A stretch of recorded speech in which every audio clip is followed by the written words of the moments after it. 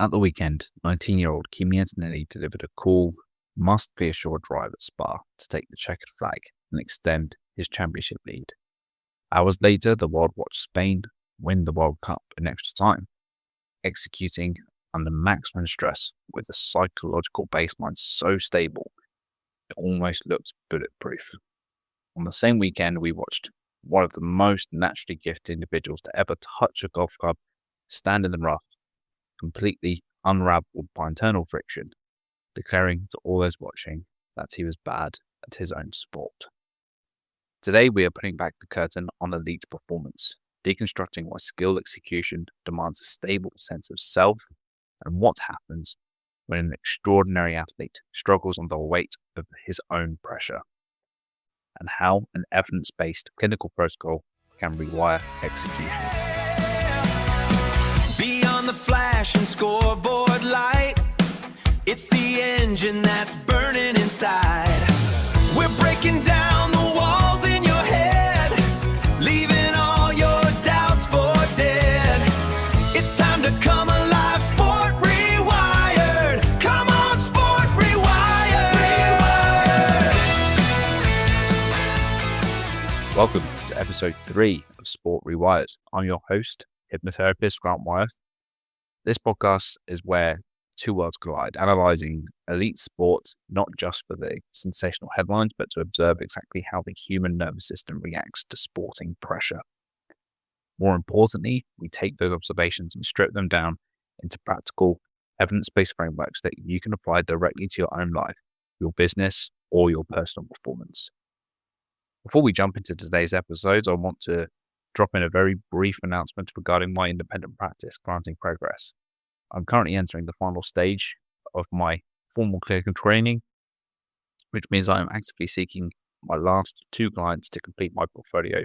Because these specific hours are strictly dedicated to my portfolio under clinical supervision, I'm opening up 2 client spots entirely free of charge. I'm looking specifically for professionals, corporate leaders, or even competitive athletes or amateur athletes who are currently dealing with a performance block, chronic stress, operational burnout, or even situational anxiety.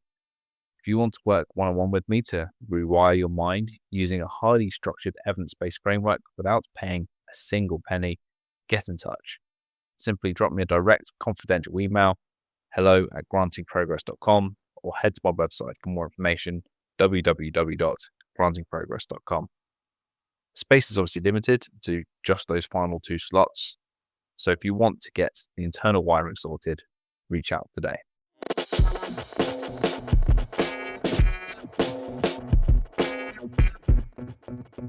Now let's look at the sporting headlines from the weekend. If you listened to my last podcast where we looked into the mind of a Formula 1 driver, then the weekend's Belgian Grand Prix was a live confirmation of everything discussed on Kimi Antonelli. While other drivers tangled, allowed their internal dials to redline, and let physical tension dictate their racing lines, Antonelli stayed focused. He was calm, and he was emotionally calibrated to take the win. What was very clear again was his clear sense of joy at just being in F1, almost unburdened, which is so refreshing to see from someone at the top of the sport and is no doubt benefiting his performance. If you want to dive deeper into this, please go back and give my last episode a listen. We also can't not speak about the World Cup. And for one last time, England. Look at how England's football team performed at the weekend in the 3rd place playoff after storming into a commanding 4-0 lead against a French side that were already on the plane home. At least that's the way it seemed mentally in the first half. England then faced a massive psychological pivot in the second half. France suddenly found their way back into the match, scoring in rapid succession and threatening to completely erase that 4-goal cushion that England had built.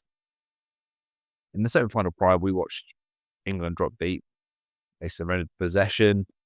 They were buckling under the weight of a creeping survival mindset, both on the pitch and off it with their manager. But this time in this 3rd place playoff, the tactical framework held firm. The resilience was there for all to see. The manager didn't panic. He appeared unburdened by any pressure and resisted any urge to park the bus with an influx of extra defenders, and instead used substitutions proactively to keep the possibility of more goals alive on the counter-attack. Because the leadership stayed steady and refused to cede control, the players delivered in kind, performing with a visible sense of freedom on the pitch.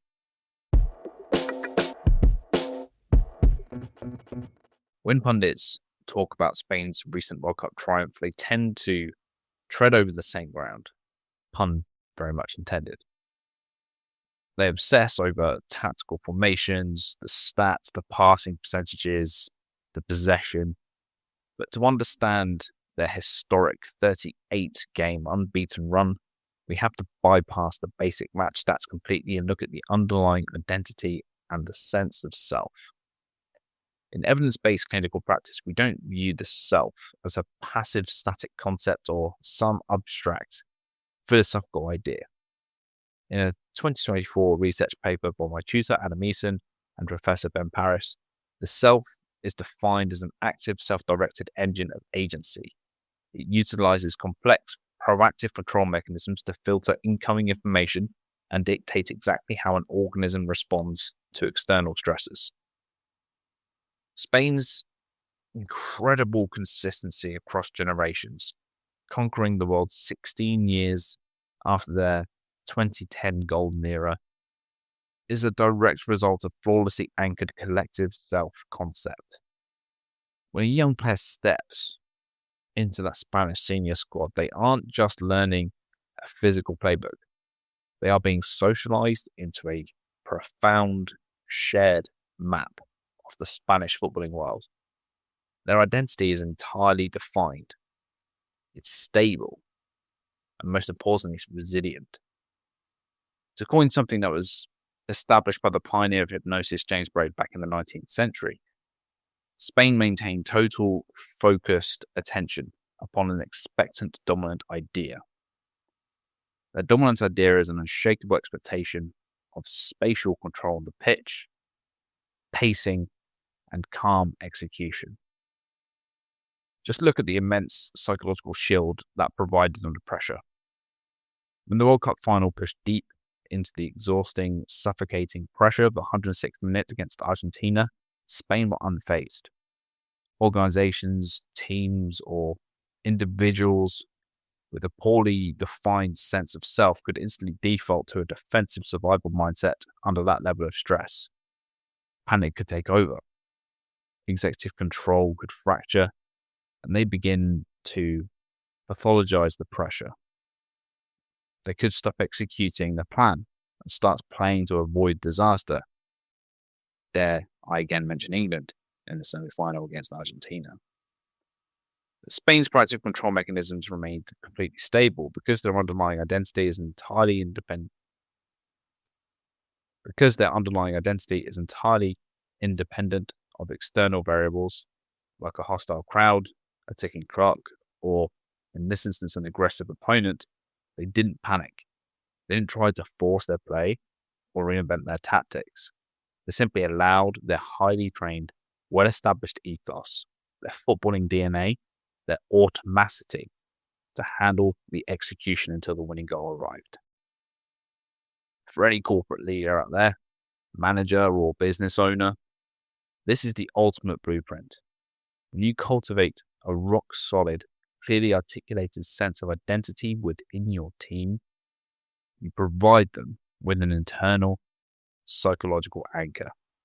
It gives them a foundation that allows them to maintain peak performance, no matter how chaotic or volatile the environment becomes.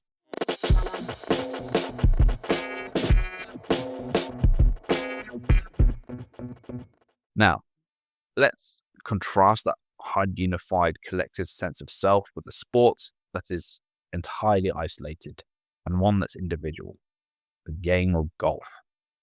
Listeners that do not like golf, please bear with me on this. There is a lot that can be taken away and applied to other sports and even, indeed, other walks of life. Before we look at the elite professionals in golf, let's first look at the amateurs to see how expectation interacts with physical mechanics. To the golfers out there that are listening, you'll know this story. You've been fighting a destructive, soul-crushing slice or hook with your driver off the tee for a good period of months. You can't hit fairways. You're losing balls. Your handicap is ballooning. Your confidence off the tee is completely shot. Out of pure desperation, you walk into the pro shop. You hand over maybe £500-600, and you buy the latest, highest tech driver on the market. You take it straight to the first tee or even the driving range. You rip a swing, and the ball flies dead straight down the center of the fairway. For 2 weeks after this, you are utterly convinced the latest engineering has cured your driver yips. And by week 4, a single drive leaks right. The old anxiety suddenly returns and sets in. The slice returns with a vengeance, and you're right back to square one. Why does a physical piece of equipment provide this temporary near magical fix only to fail? It comes down to the placebo effect and something called response expectancy theory. A placebo is an intervention that triggers a real measurable psychological. A placebo is an intervention that triggers a real measurable physiological and behavioral change based entirely on the subjective expectation of an outcome. When you stand over the ball with a club you believe is technologically superior to what you've had previously, your response expectancy shifts. Grounded in Irving Kerr's research, we know that positive response expectancy acts as a massive, non-deceptive placebo. Because you completely expect a straight shot, your anxiety around that shot temporarily steps aside. The internal auditor that constantly worries about your hand position, your hips, your swing, it quiets down. This drastic reduction in cognitive friction allows your mind to execute the motor pathways you already possess with fluid efficiency. You aren't actually swinging differently. You're simply swinging without conscious interference. This new club provides a temporary clean slate, but a placebo only alters your short-term expectation. It does not change the deep-rooted issues. The moment you hit an inevitably poor shot, it's golf. Poor shots happen to everybody. Your temporary belief system shatters. The inner critic wakes up, steps back onto the tee, and begins forcefully micromanaging every thought process. Microscopic tension floods your forearms, your wrists lock up, your grip tightens, and your old, anxious swing reclaims the club. The tech hasn't failed. The brain has simply reverted to its default, uncalibrated programming. The exact pattern of cognitive interference doesn't just affect weekend amateurs.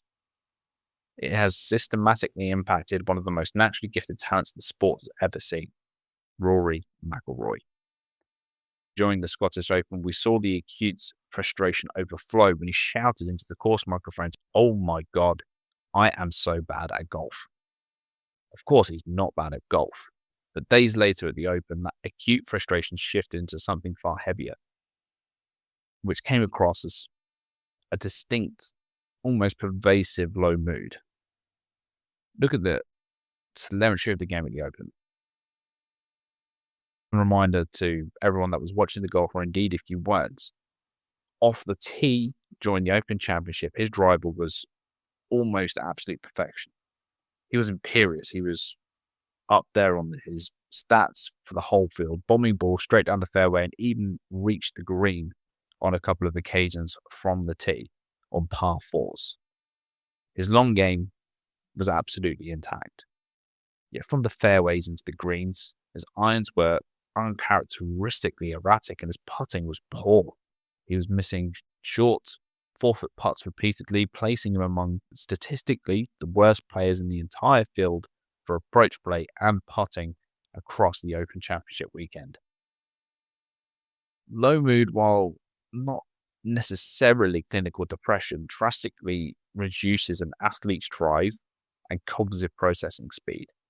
It creates a state of psychological fatigue where the brain struggles to summon the intense mental effort needed to read subtle green breaks, to calculate wind variables, or control delicate touch.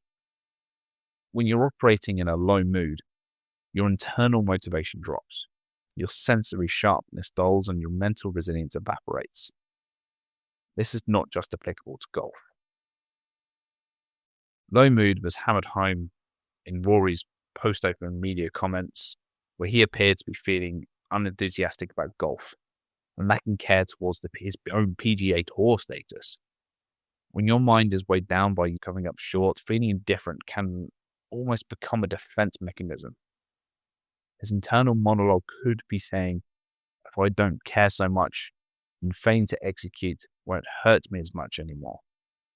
Rory McIlroy does not lack an ounce of talent or skill. His driver, in fact, proved that he is as good as he's ever been, but his low mood drained his mental capacity required for delicate execution, leaving his skill with his irons and his putter completely stranded. He didn't lose his talent. His mood simply pulled the plug on his focus.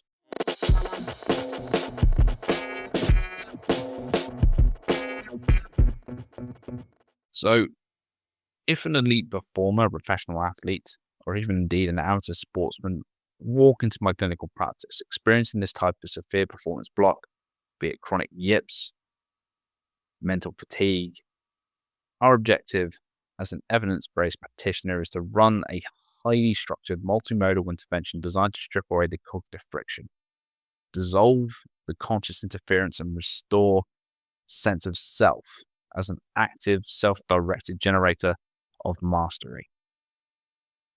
When an elite competitor or an ambitious club player commits to this rigorous, evidence-based clinical work, what does the transformation look like when it actually matters? What is the practical return on investment when you step onto the course? I want to place an absolute uncompromising emphasis on one word here: potential. In ethical, research-driven clinical hypnotherapy, we do not deal in guarantees, or magical quick fixes, or superficial hype. I want to leave the false promises of instant perfection to the stage performers and so-called sports motivational gurus. A clinical practitioner cannot wave a magic wand to ensure you never catch a bad bounce or drop a ball into a bunker ever again. But what this science-backed therapy can do is systematically clear up the cognitive friction, re-engineer your response expectancies, and downregulate your nervous system to achieve an objective. Let's break down exactly how that potential translates to the scorecard. When we eliminate the anxious micromanagement, we unlock your potential to hit better drives. By silencing the inner critic that triggers the yips and the forearm tension, your brain stops predicting failure before you've even completed your backswing. Let's look at the fairways. When we apply cognitive restructuring and coping to mastery imagery to your approach play, we maximize your potential to hit better irons. Iron play is an exercise in absolute spatial precision and psychological adaptability.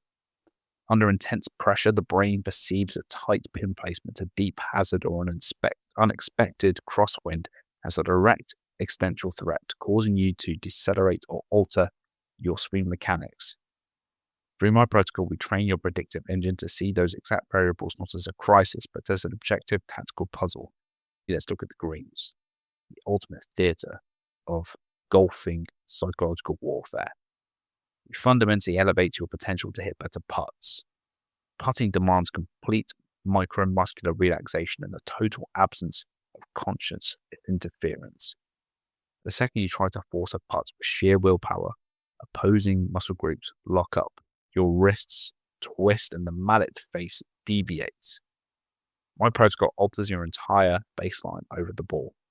Through state anchoring and sensory visualization, you stand over a crucial four-footer with the exact same internal physiological calm as you would on those practice greens. Your imagination aligns perfectly with your intention. You execute a loose, natural pendulum-like stroke, watching the ball track cleanly over the contours of the green. This is not about altering the physical club in your hands. It is about completely optimizing the brain that controls that club. Bad shots will happen. Perfection is not the aim. The aim is to give you the most potential to hit good shots. That's just the true benefit of this calibrated performance plan. Your native hard-earned skill set is liberated to run its course. Your mind is the most complex, expensive, and high-yield piece of performance gear that you own, and you have the direct ability to manage how it runs. If you're recognizing that internal tension, historical pressure, or a shifting professional baseline is causing you to overdrive yourself, your sport, or your career, it is simply a sign that you need to adjust that strategy. To discuss how we can build a custom state management protocol tailored to your specific career or performance goals, you can visit my website at www.grantingprogress.com or drop me a confidential email via hello@grantingprogress.com. Please take a few seconds right now to leave a review and hit the subscribe button on Spotify, Apple, Substack, or even YouTube. As an independent podcast starting from scratch, your reviews are the single most effective way to help the platforms recommend Sport Rewired to other listeners. It's actually been genuinely incredible to see over 200 streams from across the world since I started this podcast. There's so much more to come. Feel free to leave a note in your review. Let me know what specific sporting rivalry or high pressure moment you want me to tear apart next. I'm Grant Wyeth. This has been Sport Rewired. Focus on the process, manage your baseline, and I'll see you on the next one.